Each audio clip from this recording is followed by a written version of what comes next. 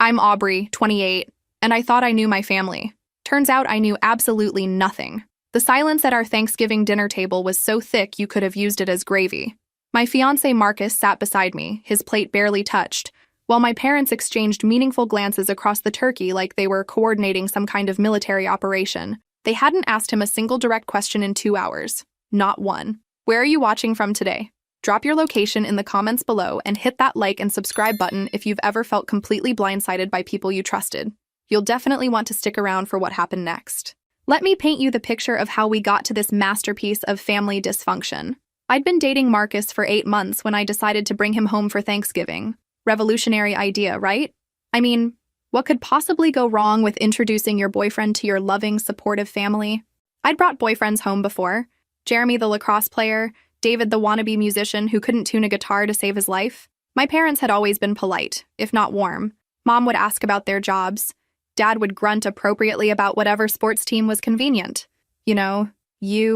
Standard parent protocol for sizing up whether your daughter's boyfriend was worth keeping around. But the moment we walked through that familiar front door, something shifted. And by shifted, I mean it felt like we'd entered an alternate dimension where basic human decency had been temporarily suspended. Mom's smile was so forced it looked like someone was threatening her family off camera. Dad shook Marcus's hand like he was handling radioactive waste. Even my normally chatty sister Emma managed a barely audible hello before suddenly remembering she had extremely urgent teenage business to attend to upstairs. So Marcus, I tried during dinner, desperately filling the silence that was threatening to suffocate us all. Tell them about your work in urban development. Marcus straightened slightly, probably hoping this was his moment to prove he wasn't whatever they'd apparently decided he was. I'm working on affordable housing projects in downtown Portland. Community-focused development that prioritizes long-term residents and prevents displacement. Impressive, right? Wrong. My father's response was a grunt that could have meant anything from fascinating to, please pass the salt. My mother suddenly became deeply fascinated by rearranging the cranberry sauce on her plate like she was creating some kind of edible art installation. The rest of the weekend followed this delightful pattern. When Marcus offered to help with dishes because he's actually a decent human being, Mom waved him off like he'd suggested juggling the good china. When he tried to engage Dad about the Portland Trail Blazers, my father suddenly remembered urgent yard work that absolutely could not wait another minute. By Sunday morning, my stomach was twisted in knots watching the man I loved become increasingly quiet and withdrawn. It was like watching someone slowly disappear right in front of me. The drive back to Portland was mostly silent. Marcus stared out the passenger window at the passing farmland while I gripped the steering wheel, my mind racing through every painful interaction. Finally, as we approached the city limits, I couldn't hold it in anymore. "I'm sorry," I said, my voice smaller than I intended. "They're not usually like that." Marcus turned to look at me, and there was something in his expression I couldn't quite read. "Aubrey, we need to talk." Those 4 words hit me like ice water in the face, because deep down, in that place where you keep the truths you don't want to acknowledge, I already knew exactly what he was going to say. "Your parents don't like me because I'm black." The words hung in the air between us like a confession I definitely wasn't ready to hear. I pulled into our apartment complex parking lot and turned off the engine, but neither of us moved to get out. Apparently, we were having this conversation right here, right now. "That's not," I started, then stopped. Because honestly, what was I going to say? That my parents weren't racist? That there had to be some other perfectly reasonable explanation for why they'd treated my wonderful boyfriend like he was carrying the plague? The evidence was staring me right in the face, and I'd been too comfortable in my little bubble of family loyalty to see it. Sometimes the truth hits you like a brick to the face, and sometimes it just sits there waiting for you to stop being willfully blind. "Marcus, they're just protective," I said weakly, even as the words tasted like lies in my mouth. "They need time to warm up to people." He looked at me with something between disappointment and pity, which was honestly worse than if he'd just gotten angry. "Baby, I've seen this before. The polite distance, the way they talk around me instead of to me, how they suddenly become busy when I try to connect. This isn't about needing time." And then it hit me. Jeremy, tall, blonde, played lacrosse like it was his calling in life. My parents had practically adopted him within 5 minutes of meeting him. Dad had taken him fishing. Mom had shown him her precious garden and asked his opinion on potential renovations like he was some kind of landscaping guru. But Marcus, brilliant, kind, successful Marcus who remembered my coffee order and called my grandmother every Sunday just to check on her, was being treated like an unwelcome door-to-door salesman in his girlfriend's childhood home. "Maybe I should talk to my mom," I said, already dreading what would definitely be the most uncomfortable conversation of my adult life. Clear the air, you know? Marcus reached over and took my hand, and I realized his was steadier than mine. Aubrey, you don't have to fix this. You didn't create this situation, but we both need to acknowledge what's actually happening here. That night, I couldn't sleep. I kept replaying every interaction from the weekend, but this time seeing them through Marcus's eyes instead of my own rose-colored glasses. The way my mother had redirected conversation whenever he spoke, how my father had literally turned his back when Marcus tried to discuss local politics, the complete and utter absence of curiosity about his life, his family, his goals. It was like they'd decided who he was before he'd even opened his mouth. The next morning, I called my mother while Marcus was at work, because apparently I enjoy torture. "Oh, honey," she said when I brought up the weekend's tension. Her tone was already defensive, which told me everything I needed to know. "We just want to make sure you're making good choices." "What does that mean exactly?" I asked, though I was starting to suspect I really didn't want to know. A long pause that spoke volumes. "Well, you know how important compatibility is in a marriage, similar backgrounds, shared values, that sort of thing. Marcus and I have plenty of shared values. Mom, we both believe in community service. We're both close to our families. We both want kids someday. What more compatibility do you need? It's just different worlds, sweetheart. Sometimes love isn't enough. Different worlds." There it was, wrapped up in a nice little euphemism with a bow on top. I'd grown up hearing those phrases. Different backgrounds, cultural differences, their kind, without recognizing them as the polite racism they actually were. "I need to go," I said. "Aubrey, wait." But I hung up, my hands shaking with a combination of anger and heartbreak, because somewhere in my gut, I knew this was just the beginning of what was going to be a very long, very painful journey. 3 weeks later, I decided to try again, because apparently I'm the kind of person who touches the stove twice just to make sure it's really hot. Maybe the holidays had everyone stressed. Maybe seeing Marcus in a different setting would help. I invited my parents to dinner at our apartment, thinking neutral territory might work some kind of magic. They came, but honestly, they might as well have sent cardboard cutouts of themselves. It would have been more engaging. Mom spent most of the evening examining our books and photographs with the intensity of a detective gathering evidence for some kind of case. Dad sat on our couch like he was waiting for a root canal to begin. The enthusiasm in the room could have powered absolutely nothing. Marcus had made his grandmother's famous mac and cheese, the recipe he guards like it contains state secrets, and my parents picked at it like they suspected he might have laced it with arsenic. "This is interesting," my mother said, her tone suggesting it was about as interesting as watching paint dry in slow motion. After they left, citing an early morning as their excuse to escape by 8:30, because apparently turning into pumpkins was a real concern, I found myself standing in our kitchen surrounded by barely touched plates of what was honestly incredible food. Marcus was loading the dishwasher with mechanical precision, his jaw tight enough to crack walnuts.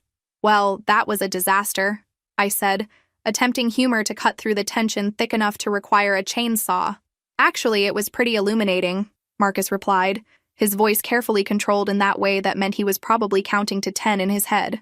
"Your mother asked me 3 times where I grew up, like she was trying to map out exactly which wrong side of town had produced me. Your father spent the entire evening checking his watch like he had somewhere more important to be." The accuracy of his observations stung because I'd noticed the exact same things, but had chosen the comfortable path of ignoring them. My family's behavior was becoming impossible to defend, even with my gold medal level mental gymnastics. The next day, I drove to my parents' house alone. Time for honesty. Even if it killed me, which it very well might. I found my mother in her garden, deadheading roses with more aggression than the situation really called for. "We need to talk about Marcus." She sighed like I'd just told her we needed to discuss her least favorite topic in the universe. I wondered when this conversation would happen. "What exactly is your problem with him? And please don't give me vague answers about compatibility. I need specifics. Because I honestly can't think of a single legitimate complaint you could have about him." My mother sat heavily on her garden bench, suddenly looking every one of her 58 years. For a moment, I thought she might actually be honest with me. Silly me. "He's just not what we envisioned for you." Based on what? His education? His job? His character? Because Marcus has a master's degree, works in community development, and treats me better than any man ever has. So please, enlighten me about what's not to envision. Sometimes these relationships seem wonderful at first, but long-term, she trailed off, apparently unable to finish a sentence even she knew was indefensible. "Say it," I pressed, because I was apparently determined to make this as painful as possible for both of us. Whatever you're thinking, just say it. She looked at me with something between frustration and what might have been shame. I don't think he's suitable. Suitable. Such a careful, polite word to mask something so fundamentally ugly. I felt something crack inside my chest. Not just heartbreak, but the death of an illusion about the people who had raised me. Suitable for what, exactly? But she couldn't answer that question, could she? Because the honest answer would have required admitting something about herself that she wasn't ready to face. I've been thinking, Marcus said over dinner the following week. We were eating takeout from our favorite Thai place because neither of us had the energy to cook after another round of family drama. Maybe we should take a break from trying with your parents. I looked up from my pad thai. You mean give up? I mean stop setting ourselves on fire to keep other people warm. He set down his chopsticks and leaned back in his chair. Aubrey, I've watched you tie yourself in knots trying to bridge a gap they're determined to maintain. It's not fair to either of us. The thing is, he was right. Every interaction with my family felt like navigating a minefield while blindfolded and wearing clown shoes. I was exhausted from pretending things were normal when they clearly weren't. You think it's because you're black. It wasn't a question anymore. I'd moved past denial into acceptance, which was honestly a relief after weeks of mental gymnastics. I know it's because I'm black, Marcus said matter-of-factly, like he was stating something as obvious as the weather. I've lived with this my whole life, baby. I recognize the signs better than you do. The certainty in his tone made something twist in my stomach. Maybe if they just got to know you better? Aubrey. Marcus reached across the table and took my hands. Your parents have had multiple opportunities to get to know me. They've actively chosen not to. That's not about time or comfort zones. That's about a fundamental belief that I'm not good enough for their daughter because of something I can't change and wouldn't want to if I could. Hearing it stated so plainly felt like being slapped with a truth I'd been avoiding. But I couldn't argue with the evidence anymore, could I? So what do? We live our lives, he said simply. We make choices based on what's right for us, not what makes other people comfortable with their prejudices. Over the next few weeks, I started noticing things I'd been blind to before. Or rather, I stopped pretending not to notice them. The way my family's questions about Marcus always had an undertone of suspicion, like they were waiting for him to reveal some fatal flaw that would justify their attitude. How they never asked about his family, his childhood, his dreams. Like he wasn't worth knowing beyond the surface level they'd already decided was sufficient for judgment. The phone calls from home became less frequent. When my mother did call, she avoided mentioning Marcus entirely, like he'd ceased to exist in any meaningful way. My father started ending conversations whenever I brought up anything about my relationship. Even my sister Emma, who I'd always considered more open-minded than our parents, started making subtle comments about thinking long-term and considering all the challenges you might face. What challenges exactly? I asked during one particularly frustrating phone call. You know, cultural differences, family dynamics, the way other people might react. As if the problem wasn't my family's prejudice, but society's potential response to an interracial relationship. As if I should shape my entire life around other people's possible discomfort, instead of my own happiness. Emma, do you actually like Marcus as a person? A long pause that told me everything I needed to know. That's not really the point, is it? It's exactly the point. Do you think he's a good person? Do you think he treats me well? Do you think he makes me happy? It's more complicated than that, Aubrey. But here's the thing. It really wasn't complicated at all. It was actually very simple.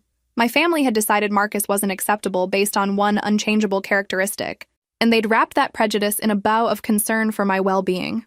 That night, lying in bed next to the man I loved, I made a decision that would change everything. The call came 2 months before our wedding date. I was at work, reviewing contracts for a nonprofit housing project, when my phone buzzed with my mother's name. I almost didn't answer, but curiosity won over self-preservation. We need to discuss your wedding plans, she said, without so much as a hello, because apparently we were skipping pleasantries now. Okay, I said carefully. What about them? Your father and I have been talking, and we think you're making a mistake. I set down my pen, my heart already starting to race like it was training for a marathon. What kind of mistake? This marriage, Aubrey. It's not going to work out the way you think it will. You're from different worlds, and those differences will cause problems you can't even imagine yet. Different worlds. There was that phrase again. Like a greatest hit she couldn't stop playing. That careful euphemism for what she really meant but would never say directly. Marcus and I are very happy together, Mom. We've talked through everything that actually matters. Finances, kids, career goals, where we want to live. We're on the same page about the things that count. Those aren't the only things that matter in a marriage, sweetheart. Then please, enlighten me. What else matters? Because from where I'm sitting, respect, love, shared values, and good communication seem pretty fundamental to a successful partnership. A long silence that stretched out like a piece of taffy. Then, like dropping a bomb, "We won't be attending the wedding." The words hit me like a physical blow to the chest. I'd known our relationship was strained, but this felt like a line crossed that could never be uncrossed. "You're not coming to my wedding?" My voice came out smaller than I intended. "We can't support this decision. Your father and I think you're making an enormous mistake, and we won't pretend otherwise by celebrating it." I found myself laughing, though nothing about this situation was remotely funny. Let me make sure I understand this correctly. You're boycotting your only daughter's wedding because you disapprove of the man I'm marrying, not because he's abusive or dishonest or treats me badly, but because he's black. That's not— Yes, it is. It's exactly that, and we all know it. You know what, though? You're absolutely right about one thing. This is about different worlds. I live in a world where people are judged by their character, and you live in a world where skin color determines worth. Those are very different worlds indeed. I hung up before she could respond, because honestly, what was left to say? That evening I told Marcus about the conversation. He wasn't surprised, which somehow made the whole thing worse. "I'm sorry," he said, pulling me into his arms.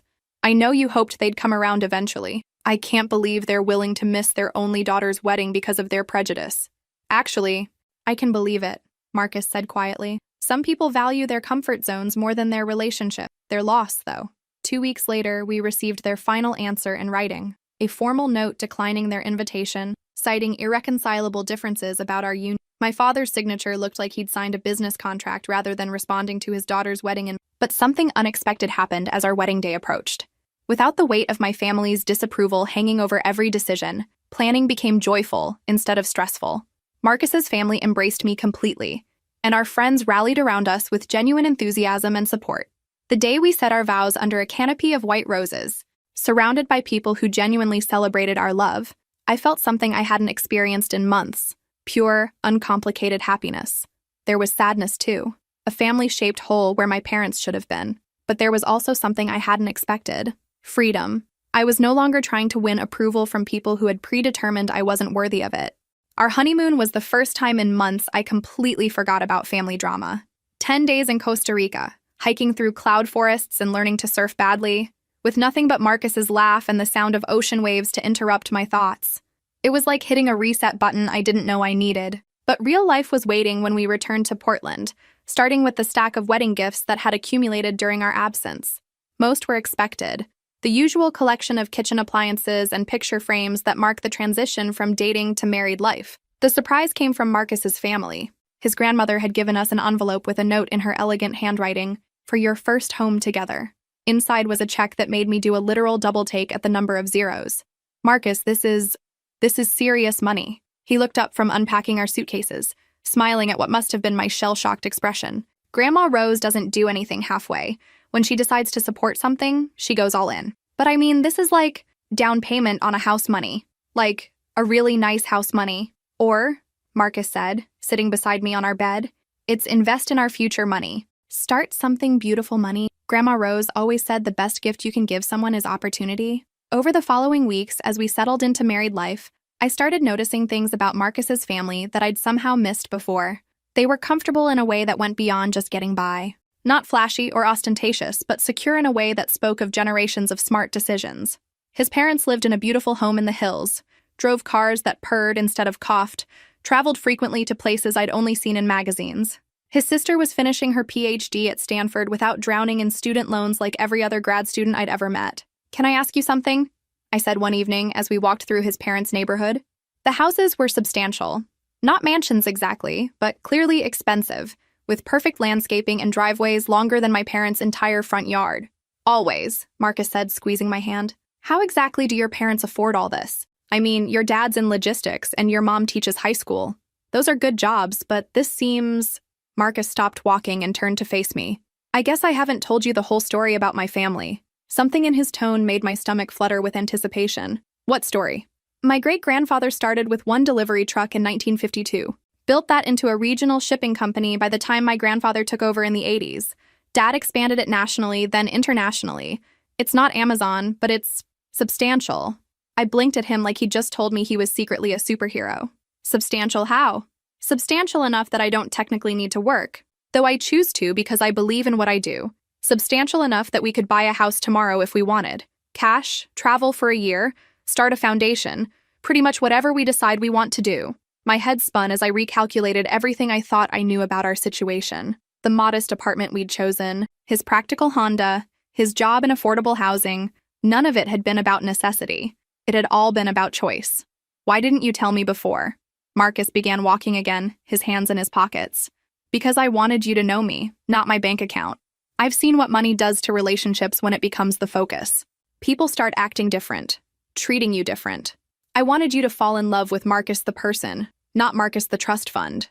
But I'm your wife now. Yes, you are. He stopped in front of a beautiful Tudor-style house with a for sale sign planted in the perfectly manicured lawn, which is why I thought you might want to see this place. It went on the market last week. That's when everything truly began to change.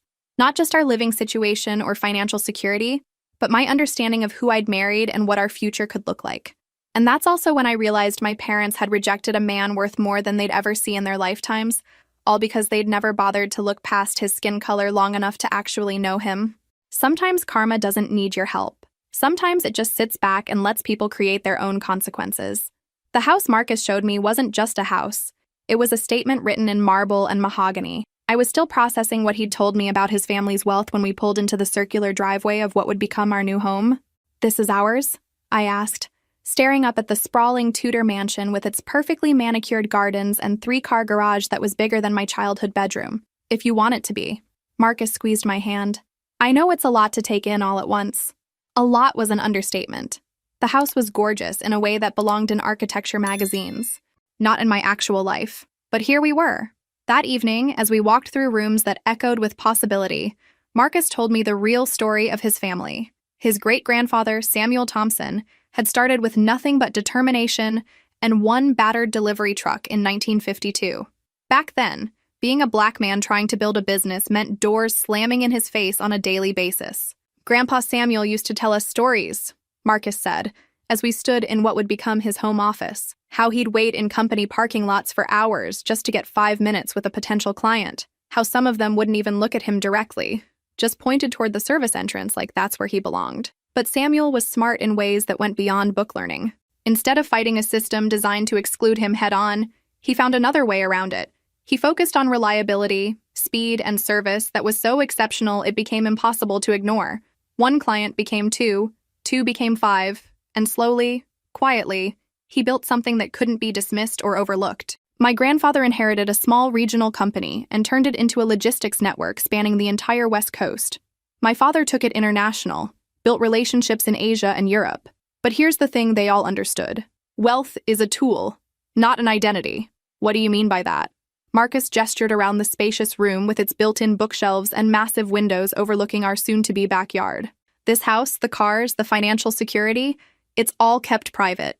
We don't flash it around or use money to prove our worth because our worth was never about money to begin with." That's when I understood why Marcus had seemed so calm during those awful family dinners. He hadn't been intimidated by my parents' subtle condescension because he'd faced real prejudice before, the kind that came with actual consequences, not just hurt feelings. He'd watched his family overcome obstacles my parents couldn't even imagine, building an empire while people like them remained comfortable in their small-minded assumptions. So when my dad was checking his watch every 5 minutes and my mom was interrogating you about where you grew up, I was reading them, Marcus said simply. I knew exactly what was happening because I've seen it before. The polite distance, the way they tried to make me feel small. But baby, I stopped letting other people's limitations define me a long time ago. The irony was almost funny if you're into that kind of cosmic humor. My parents had rejected a man whose family probably had more money than everyone in our hometown combined. They'd been so busy judging him by his appearance that they'd never bothered to discover they were turning away exactly the kind of success they claimed to value. 3 months later, we moved into our new home. As I arranged books on built-in shelves and hung art on walls I'd only dreamed of owning, I realized something fundamental had shifted inside me. I was no longer the woman desperately seeking her family's approval. I was building something new, something entirely mine. And honestly, it felt incredible. Our first year of marriage was a revelation in ways I never could have expected. Not just because of the house or the financial security, but because I was discovering who I was when I wasn't constantly trying to prove myself worthy of love. Marcus had this way of making everything feel natural and unforced. the housekeeper who came twice a week, the landscaping service that maintained our gardens like something out of a home design show, the casual mentions of investment portfolios. None of it felt ostentatious because to him, it wasn't about showing off. It was just life. My grandmother always said money is like oxygen, he told me one morning over coffee on our terrace, which overlooked what I was still getting used to calling our pool. When you have enough, you don't think about it constantly. When you don't, it's all you can think about. I was finally learning to breathe again, and it was amazing. For our first anniversary, Marcus surprised me with something that took my breath away completely. I came home from work to find him standing in our driveway next to a gleaming silver Porsche 911, a huge red bow tied to the hood like something straight out of a luxury car commercial. "Marcus, what did you do?" "I got my wife an anniversary present," he said, grinning like a kid who'd just successfully hidden cookies before dinner. "Do you like it?" "Like it?" I circled the car slowly, running my hand along the perfect curves of the hood. I'd never owned anything this beautiful, this expensive, this completely unnecessary and wonderful. This probably cost more than I made in 2 years at my old job. "What is this? Like $250,000. "Something like that," Marcus said, clearly enjoying my reaction. "But here's the thing, it's not about the money. It's about celebrating what we've built together." That car wasn't just transportation, it was freedom. Freedom from worrying about reliability, from calculating gas money, from making do with whatever I could scrape together. It was beautiful and powerful and completely mine, and I wasn't going to apologize for enjoying it. Later that evening, as we sat on our patio with glasses of wine that probably cost more than my old monthly grocery budget, I pulled out my phone to capture the moment. The Porsche looked stunning in our driveway, the setting sun reflecting off its silver surface like liquid metal. "I have to post this," I said, already composing the caption in my head. "I mean, when will I ever have a first Porsche again?" Marcus laughed, that deep, genuine sound that never failed to make me smile. "Post away, Mrs. Thompson. You've earned the right to celebrate." The photo was perfect. The car, our beautiful home in the background, the golden hour lighting that made everything look like a luxury magazine spread. I added a simple caption, "Year 1, your blessed Tanj anniversary, new beginnings," and hit share. Within minutes, the likes and comments started rolling in. Friends from college, co-workers, neighbors, everyone celebrating our happiness and success. It felt good to share joy instead of constantly hiding struggle for once in my life. What I didn't expect was how quickly that simple post would travel beyond my immediate circle of friends. How a moment of pure happiness would find its way to people I'd been trying very hard to forget. Sometimes the universe has a sense of timing that's either perfect or terrible, depending on your perspective. The message came 3 days later, just as I was wrapping up a client presentation about sustainable housing development. My phone buzzed with a notification I recognized immediately, a text from my mother. My stomach dropped like I was on a broken elevator before I even opened it. "Where did you get enough money for a car like that?" Not congratulations or beautiful car or even, "How are you doing?" Just immediate suspicion wrapped in capital letters like she was shouting at me through the screen. Because obviously, in her narrow worldview, there had to be something fundamentally wrong with this picture. I stared at the message for a full minute, feeling that familiar cocktail of hurt and anger bubbling up in my chest like a science experiment gone wrong. Then came the follow-up text, because apparently one accusatory message wasn't enough. "I saw your Instagram post. That's a very expensive car. Aubrey, your father and I are concerned about how you're affording this lifestyle." Concerned, right. Because parents who refuse to attend their daughter's wedding are definitely motivated by genuine concern for her well-being. The logic was flawless. Marcus found me in our kitchen 20 minutes later, still holding my phone like it might spontaneously combust. "Everything okay?" My mother saw the Porsche photo.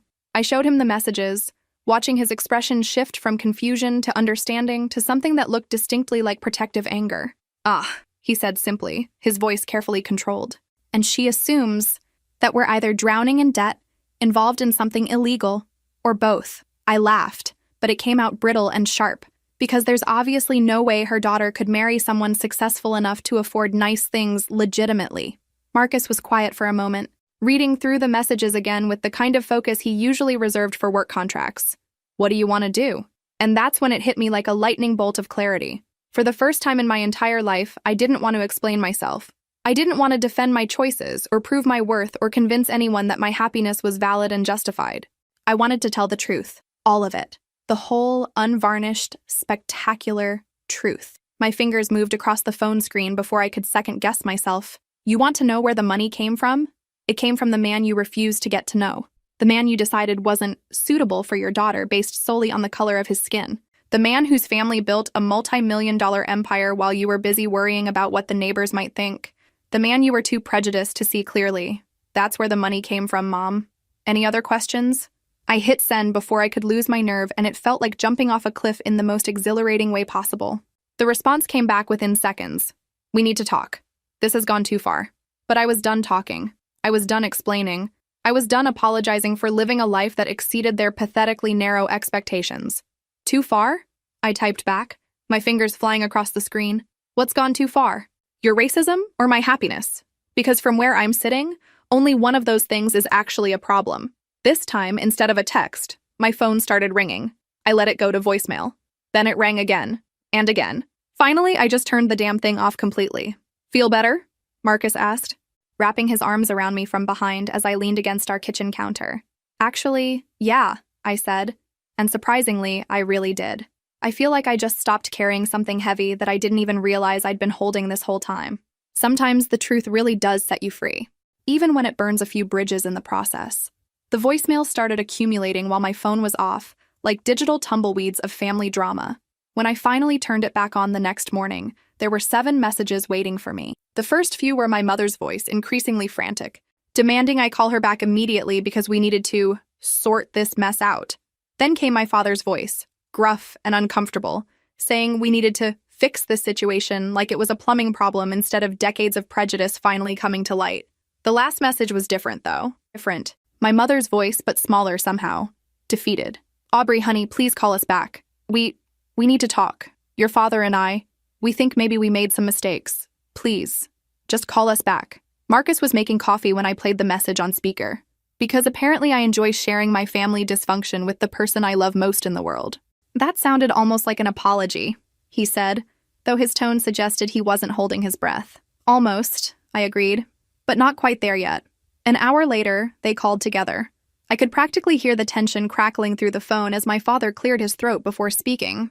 Aubrey, we've been talking all night, your mother and I, about what you said about Marcus's family background. You mean about their money? I asked because I wasn't going to make this easy for them. About everything. My mother's voice was thick, like she'd been crying. We looked him up online. His family's company, their history, their business accomplishments. We had no idea. And there it was. Crystal clear. Not an apology for their racism, but shock at their massive miscalculation. They weren't sorry for judging Marcus by his skin color. They were horrified they'd been wrong about his bank account. So let me understand this correctly, I said, my voice dangerously calm. You're upset that you missed out on connections to a wealthy family? No. My mother's voice cracked like thin ice. That's not. We're upset because we hurt you, because we lost you, because we let our assumptions cloud our judgment. Assumptions. Still dancing around the actual words prejudice or racism like they were profanity. What assumptions exactly? I pressed, because I was apparently determined to make them say it out loud. A long silence that stretched like a rubber band about to snap. Then my father's voice, quieter than I'd ever heard it. We assumed he couldn't provide for you the way you deserved. We thought you were making a choice based on emotion instead of practical considerations. And you based that assumption on what exactly? Another silence, longer this time. I think you know, my mother whispered. And finally, we were approaching something resembling honesty. We were wrong, my father continued, his voice heavy with something that might have been shame. About Marcus, about his character, about what kind of man he is. We were wrong about a lot of things. We want to make it right, my mother added quickly, desperately. If you'll let us. If Marcus will let us.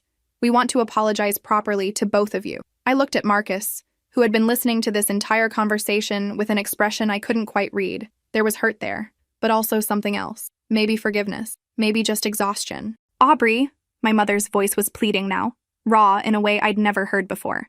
We know we don't deserve it, but could we come visit? Could we meet Marcus properly this time?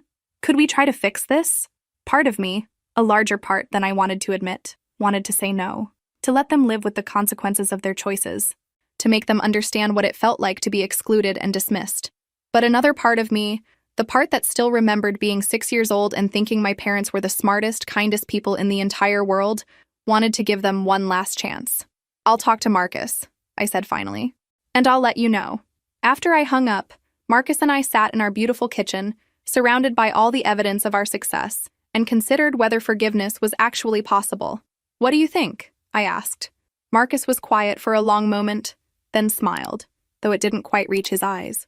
I think they're about to get the education of their lives. I gave them our address with a mixture of anticipation and dread swirling in my stomach like competing weather systems. Part of me wanted them to see exactly what they'd dismissed so casually. Another part of me worried that seeing our lifestyle would make them think they'd been right to be concerned about money all along, just wrong about which direction it was flowing. They arrived on a Saturday afternoon in their 10-year-old Honda, which looked almost comically out of place in our circular driveway next to my gleaming Porsche and Marcus's BMW. I watched from our living room window as they sat in their car for a full minute, apparently gathering courage to approach the house like they were about to storm a fortress. When the doorbell finally rang, I took a deep breath and opened the door to find my parents looking smaller than I remembered. My mother clutched her purse like a life preserver, and my father's eyes were already scanning the house behind me with an expression somewhere between awe and recalculation. "Hi," I said simply, because apparently all my carefully rehearsed speeches had evaporated. "Oh, Aubrey." My mother's voice was thick with emotion. "Look at this place. It's beautiful." Marcus appeared beside me, offering them that calm, confident smile I'd fallen in love with, the one that never wavered, even in uncomfortable situations. "Mr. and Mrs. Davis, please come in. Welcome to our home." The next hour was perhaps the most awkward 60 minutes of my entire existence. My parents perched on our custom sofa like they were afraid of leaving fingerprints, their eyes constantly roaming around our living space like tourists in a museum they couldn't afford to visit. The art on the walls. Original pieces, not prints from Target. The fresh flowers that our housekeeping service arranged weekly in crystal vases I'd never thought to count the cost of. The view of our pool and gardens through floor-to-ceiling windows that let in light like it was liquid gold. Everything spoke of a lifestyle they'd never imagined their daughter accessing, let alone deserving. "This is quite a home," my father said finally, his voice careful and measured like he was commenting on the weather. "Thank you," Marcus replied easily. "Aubrey's made it beautiful. She has an eye for design I never knew I was missing." My mother was staring at a framed photo on our mantel, Marcus and me at his cousin's wedding the year before, surrounded by his extended family. Everyone dressed elegantly, everyone clearly prosperous, everyone black. "That's your family?" she asked, her voice smaller than usual. "Some of them," Marcus nodded. 3 generations of people who figured out how to build something lasting despite every obstacle thrown in their way. The unspoken contrast hung in the air like morning fog. While my parents had been comfortable in their middle-class bubble, making assumptions about people they'd never bothered to know, Marcus's family had been building an empire that spanned continents. When Marcus excused himself to take a work call, probably the most polite exit strategy in history, my parents and I were alone for the first time since their arrival. "Aubrey," my mother began, her voice barely above a whisper. "We had no idea. No idea about what exactly? About any of this. About who he really is, about his family's success, about what you've built together." I felt that familiar spike of anger rising in my chest. "You could have known all of this. You chose not to know. You decided who Marcus was based on what he looked like, and you never gave him a chance to show you anything else." My father cleared his throat uncomfortably. "We realize that now. We realize we made some very serious errors in judgment." "Errors in judgment," I repeated his words slowly, tasting their inadequacy. "Is that what we're calling racism now?" The word hung between us like a slap, and my mother actually flinched. "We're not racist people," she said quickly, but even she didn't sound convinced anymore. "Really? Then explain to me why you decided Marcus wasn't suitable before you knew anything about his education, his career, his character, or his family background. Explain why the only thing that mattered to you was his skin color." They couldn't, of course, because there was no explanation beyond the truth they still weren't quite ready to acknowledge completely. When Marcus returned from his call, he found us all sitting in uncomfortable silence that could have been bottled and sold as awkwardness concentrate. "Everything okay in here? We were just discussing the importance of getting to know people before judging them," I said, my voice deliberately light. "About how assumptions can be expensive in more ways than one." Marcus nodded thoughtfully. "My grandfather used to say that prejudice is the most expensive luxury there is.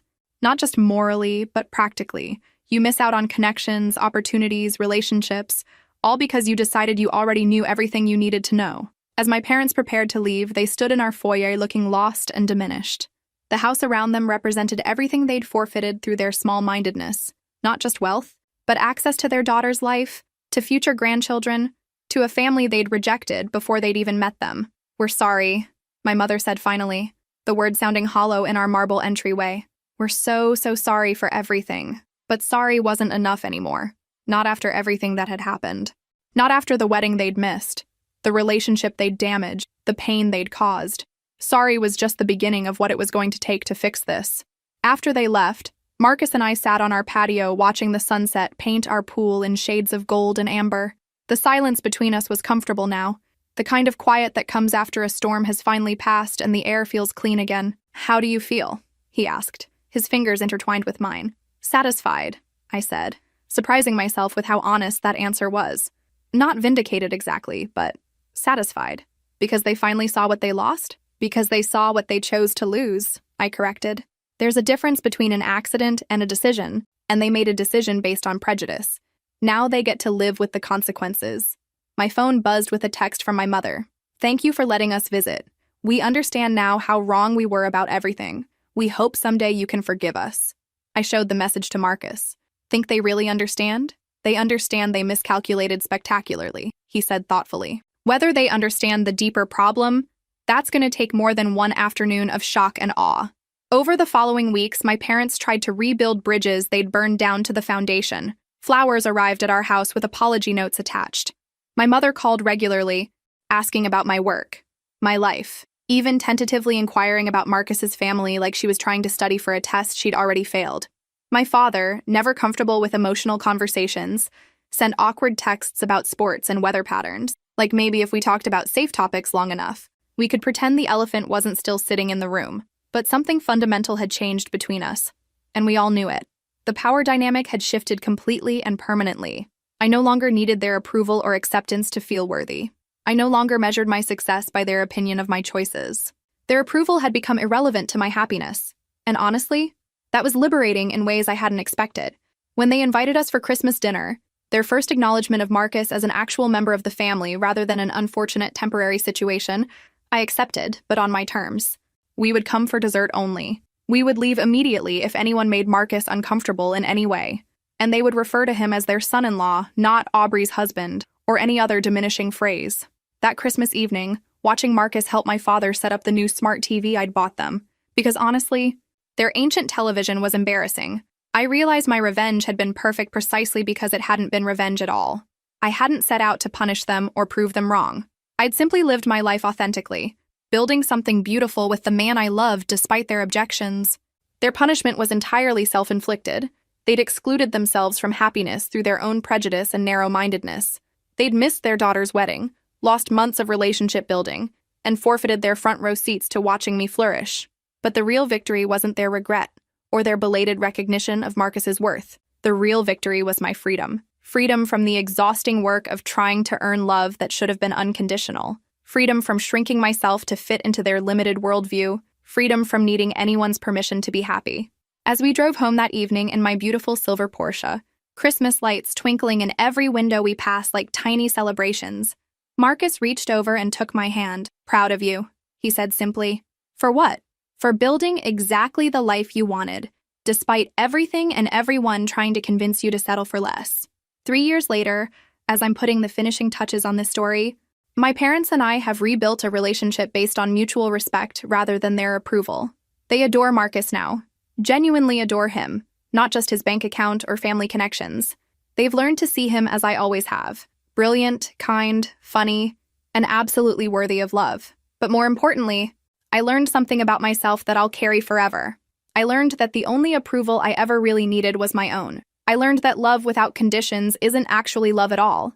It's manipulation with better marketing. And I learned that sometimes the best revenge is simply living well, loving freely, and refusing to let other people's limitations become your own. If this story resonated with you, make sure to hit that like and subscribe button for more real stories about family drama, personal growth, and the sweet satisfaction that comes from proving people wrong just by being happy. Drop a comment below about a time when you had to choose between your own happiness and someone else's expectations. I read every single one, and your stories inspire me more than you know. Sometimes the hardest battles we fight are against the people who are supposed to love us unconditionally. But here's what I learned. Winning doesn't mean destroying them. It means building something so beautiful they can't help but see what they almost lost forever.